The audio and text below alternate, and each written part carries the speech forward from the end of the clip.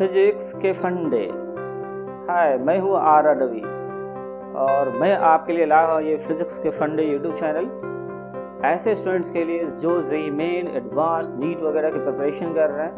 The concepts of physics की book से आप भली भांति परिचित होंगे और उनके प्रॉब्लम्स हर एग्जाम्स के लिए बहुत ही इम्पोर्टेंट होता है। जो भी स्टूडेंट्स इस बुक को अच्छी तरह से सॉल्व कर लेते हैं, ऐसा कोई भी एग्ज़ाम नहीं है, चाहे वो जेईई मेन हो, जेईई एडवांस्ड हो या फिर नीट हो, सारे के प्रॉब्लम आप इजीली सॉल्व कर सकते हो, सारे एग्जाम इजीली क्रैक कर सकते हो। इस कड़ी में हमने chapter 29 electric field and potential का न्यूमेरिकल सॉल्यूशन शुरू किया है। तो आज है एक्सरसाइज 35।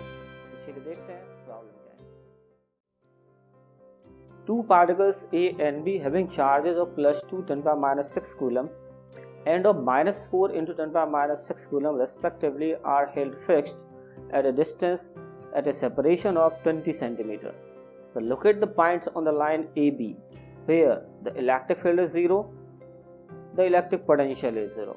तो प्रॉब्लम क्या है कि दो चार्ज पार्टिकल्स है A and B, दोनों के चार्जेस है 2 10⁻⁶ कूलम, एक का पॉजिटिव है और दूसरे का है -4 × 10⁻⁶ कूलम, दूसरे का नेगेटिव है।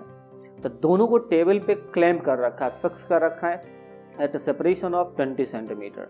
तो आपको फाइंड करना है कि उस लाइन ए बी पर, राइट, उस लाइन ए बी पर कौन सा पॉइंट है जहाँ पे इलेक्ट्रिक फील्ड 0 होगा इसकी वजह से, इन दोनों चार्जेस की वजह से, और इलेक्ट्रिक पोटेंशियल कहाँ पे 0 होगा। क्या ये दोनों पॉइंट सेम है या डिफरेंट है? Let's see. तो सबसे पहले हम लोग डेटा जो दिया हुआ है वो एक बार नोट कर लेते हैं। पहले पार्टिकल ए का जो चार्ज है 2 10⁻⁶ कूलम, उसको Q1 कहते हैं। दूसरे पार्टिकल का चार्ज नेगेटिव है -4 10⁻⁶ कूलम, तो इसको हम लोग -Q2 कहते हैं, राइट, ताकि Q2 का वैल्यू 4 10⁻⁶ कूलम हम लोग पॉजिटिव यूज कर सके। फाइन। तो मैथमेटिकल सिंप्लिसिटी के लिए हम लोग Q2 ना लिख के -Q2 लिख रहे हैं, राइट। D 20 सेंटीमीटर है जो कि 0.2 मीटर होगा। Let's see the diagram. तो ये दो चार्जेस है Q1 and -Q2 at the distance D which is 20 centimetre. तो अब हमें फाइंड करना था कि ऐसा कौन सा पॉइंट है इस लाइन AB पर जहां इलेक्ट्रिक फील्ड 0 है। तो सबसे पहले तो आपको डिसाइड करना पड़ेगा कि इलेक्ट्रिक फील्ड के 0 होने के चांसेस कहाँ पे हैं, बिकॉज ये लाइन AB जो है ये 3 हिस्सों में बटा हुआ है। एक A से लेफ्ट साइड, दूसरा A और B के बीच, और तीसरा B से राइट साइड। तो अब किधर ये पॉइंट हम लोग चूज करें, A के लेफ्ट साइड, A और B के बीच में, या B के राइट साइड? वैसे तो आप कहीं भी तीनों में से किसी भी रीजन में पॉइंट मान के सॉल्व कर सकते हो, लेकिन वो अननेसेसरी कैलकुलेशंस को कॉम्प्लेक्स बनाएगा। उसके जो रिजल्ट्स आएंगे वो पॉजिटिव नेगेटिव साइंस के साथ आएगा। तो आपको उस साइन को आइडेंटिफाई करना होगा कि आपने जो पोजीशन चूज किया है उसके लिए रेलिवेंट कौन सा साइन है, पॉजिटिव और नेगेटिव, और वो आपको आंसर से चूज करना पड़ेगा। बट अगर आप पहले ही डिसाइड कर लो कि किस तरफ होने के चांसेस हैं, तो फिर आपको उस पॉजिटिव नेगेटिव के झंझट में नहीं पड़ना पड़ेगा, राइट। तो चलिए पहले डिसाइड ही कर लेते हैं। सपोज हमने यहाँ एक पॉइंट चूज किया, तो इस पॉइंट पे अगर आप चार्ज रखते हो तो Q1 का इलेक्ट्रिक फील्ड Q1 का हो जाएगा राइट वर्ड, क्योंकि Q1 पॉजिटिव है। इलेक्ट्रिक फील्ड आप जानते हो पॉजिटिव चार्ज से अवे होता है। -Q2 नेगेटिव है, तो नेगेटिव का electric field towards the charge होता है, तो ये भी राइट वर्ड ही होगा। तो सो ये दोनों सेम डायरेक्शन में, दोनों का सम कभी भी 0 नहीं हो सकता है। तो ये तीसरा पॉइंट A और B के बीच नहीं हो सकता है। चलिए आते हैं इसके राइट साइड।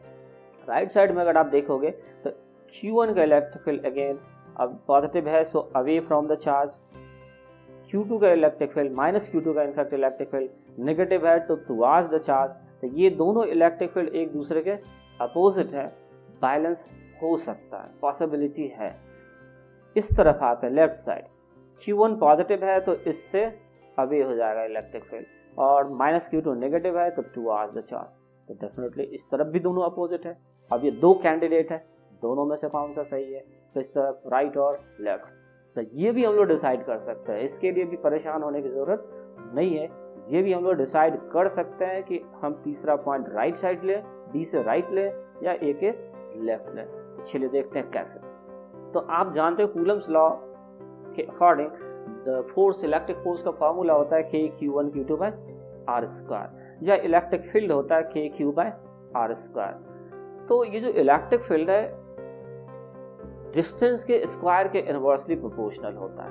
ऑलराइट, तो आपको यहाँ पे दो बातें ध्यान रखना है, चार्ज का मैग्नीट्यूड, कौन चार्ज बड़ा है छोटा है, और डिस्टेंस किसका बड़ा छोटा है, उसके अकॉर्डिंग हम लोग डिसाइड कर सकते हैं कहाँ पे ये बैलेंस हो सकता है।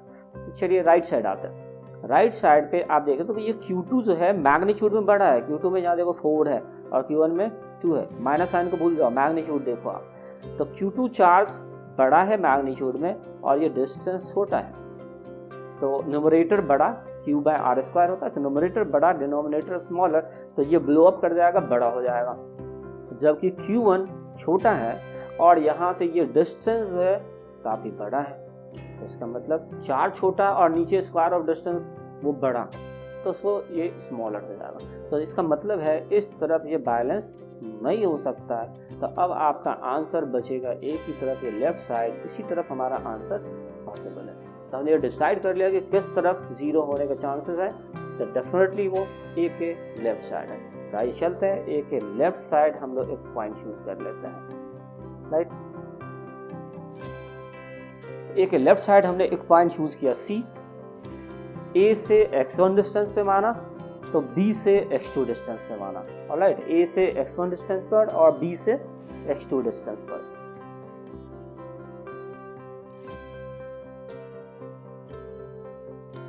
तो हमने ये C पॉइंट A से x1 डिस्टेंस पे माना है और B से x2 डिस्टेंस पे माना है। तो इसका मतलब ये x1 और x2 जो है और D, ये तीनों आपस में रिलेटेड है। x2 minus x1 will be D, right? x2 minus x1 equals D। अब चलिए C पर इलेक्ट्रिक फील्ड देखते हैं। Electric field at C due to Q1 इज, Q1 का इलेक्ट्रिक फील्ड चार्ज से अवे लेफ्टवर्ड होगा, डायग्राम आप देख सकते हो। इसका value K(Q1/x1²। Electric field at C due to Q2, actually minus Q2, ठीक है, Q2 नहीं, यहाँ क्या होगा माइनस Q2, ये माइनस होगा। Electric field at C due to minus Q2 इज, तो E2 इसका मैग्नीट्यूड होगा K(Q2/x2², और डायरेक्शन होगा चार्ज की तरफ, इसका मतलब राइट वर्ड। तो E1 और E2 एक दूसरे के अपोजिट है, नेट इलेक्ट्रिक फील्ड 0 वहां पे होना है, तो that means E1 should be equal to E2।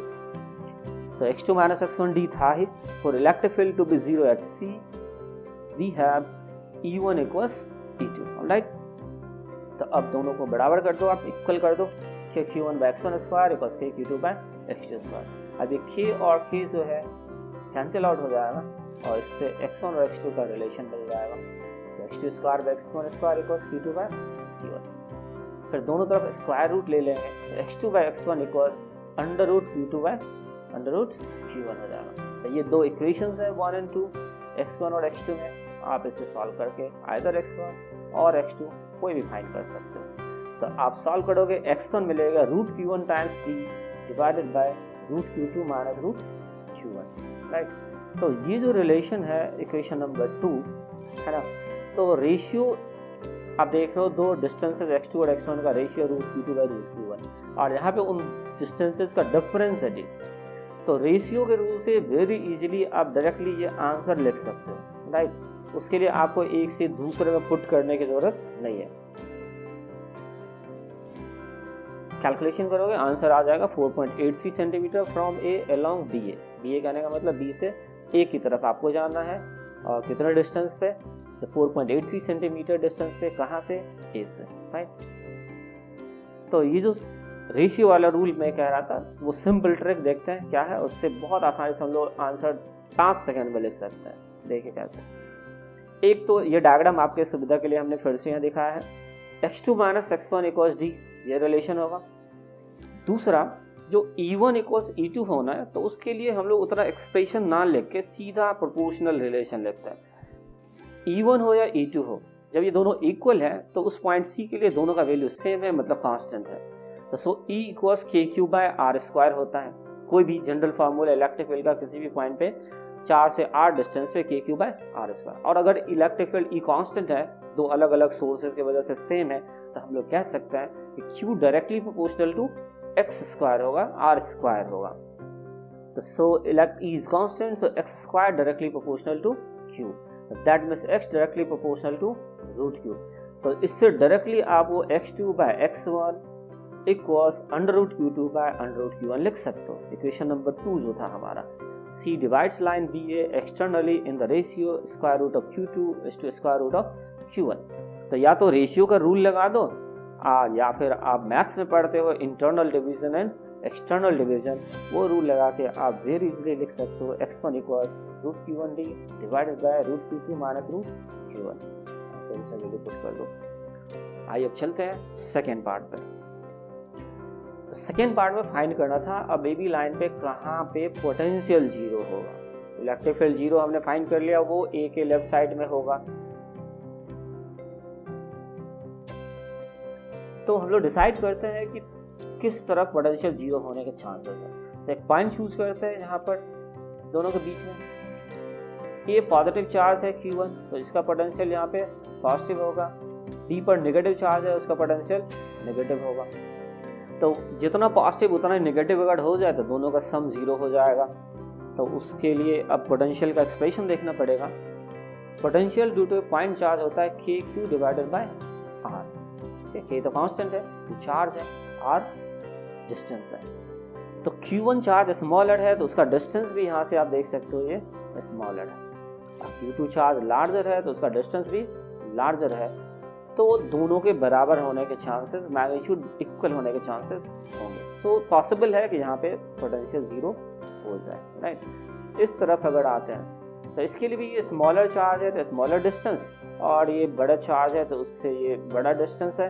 तो इसका मतलब इस यहाँ भी दोनों के इक्वल होने के चांसेस हैं.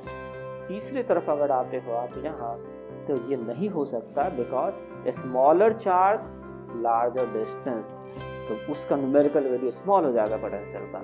और ये larger charge smaller distance Q by R बड़ा हो जाएगा, ब्लो अप कर जाएगा. सो यहाँ पे जीरो नहीं हो सकता. तो डिसाइड हुआ कि ये दो पॉसिबिलिटी है यहाँ पे, A और B के बीच में हो सकता है या A के लेफ्ट साइड हो सकता है. तो दो आंसर्स पॉसिबल है.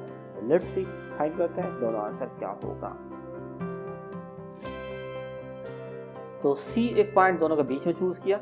मान लो x डिस्टेंस पर है A से, तो B से इसका डिस्टेंस हो जाएगा D माइनस x. दूसरा पॉइंट D A के लेफ्ट साइड चूज करते हैं, वो भी A से मानते हैं x डिस्टेंस पर है, तो तब B से उसका डिस्टेंस हो जाएगा D प्लस x. तो C पॉइंट जो है इनसाइड है तो वो A से x डिस्टेंस पर है, D भी A से x डिस्टेंस पे है आउटसाइड. तो C का डिस्टेंस B से D माइनस x और D का डिस्टेंस B से D प्लस x हो जाएगा. तो दोनों को एक साथ सॉल्व करता है. इलेक्ट्रिक पोटेंशियल एट C और D ड्यू टू Q1 इज, तो दोनों के लिए डिस्टेंस x ही माना है, so K Q1 by x. Electric potential at C और D ड्यू टू Q2 की वजह से, एक्चुअली माइनस Q2 की वजह से. राइट, मैग्नीट्यूड Q2 है, ये आप समझ सकते हो. तो चार्ज माइनस Q2 है. राइट, तो V2 equals minus KQ divided by R होना चाहिए, माइनस KQ2 बाय डिस्टेंस होना चाहिए. तो डिस्टेंस जो है एक D plus x and D minus x दोनों लिखा गया. तो D plus x point D के लिए है और D minus x point C के लिए. तो plus 4D and minus 4 point C. Denominator में जो प्लस माइनस है उसकी बात की गई है. तो डिनोमिनेटर का प्लस साइन D के लिए है, माइनस साइन C के लिए. तो for electric potential to be zero at C, we have V1 plus V2 should be zero. दोनों को ऐड करेंगे तो जीरो हो जाना चाहिए. So KQ1 by x minus KQ2 by D plus minus x equals zero. इसको right side ले जाओ तो ये हो जाएगा Q1 by x equals Q2 by D plus minus x. अब क्रॉस मल्टीप्लाई कर दें तो D plus minus x by x equals Q2 by Q1, और इससे हम लोग सॉल्व करेंगे तो x आ जाएगा Q1D divided bye Q2 plus minus Q1. Right, तो यहाँ पे ये जो प्लस माइनस है वो एक है C के लिए और दूसरा है पॉइंट D के लिए. तो C के लिए हो जाएगा प्लस साइन. ठीक है, तो वो आप देख लोगे जब कैलकुलेशन करोगे तो समझ में आएगा, क्योंकि इससे पहले हम लोगों ने C के लिए कहा था माइनस साइन, D के लिए प्लस साइन. अब ये उलट जाएगा क्योंकि जब क्रॉस मल्टीप्लाई करके सॉल्व करोगे साइड चेंज होगा तो प्लस माइनस और माइनस प्लस हो जाएगा. ये आप करके देख सकते हो. तो सो AC हो जाएगा Q1D bye Q2 plus Q1 और AD हो जाएगा Q1D bye Q2 minus Q1. ये सब वैल्यू पुट करोगे तो AC है 20/3 सेंटीमीटर एंड AD है 20 सेंटीमीटर. Alright, got it. तब तक आप इस वीडियो को देखो, एंजॉय करो। सब्सक्राइब अगर नहीं किया है तो प्लीज सब्सक्राइब कर दें, बेल आइकन जरूर प्रेस करें ताकि हमारा नोटिफिकेशन आपको मिलता रहे। इसके अलावा आप लाइक करें, शेयर करें, कमेंट करें। कमेंट करके हमें ज़रूर बताएं कि वीडियो आपको कैसा लगा और इसमें क्या इंप्रूवमेंट चाहते हैं, और साथ ही साथ जो भी प्रॉब्लम आपको सॉल्व ना हो सके वो भी कमेंट कर सकते हो, उस पर मैं अगला वीडियो बनाऊंगा। थैंक्स फॉर वॉचिंग फिजिक्स के फंडे।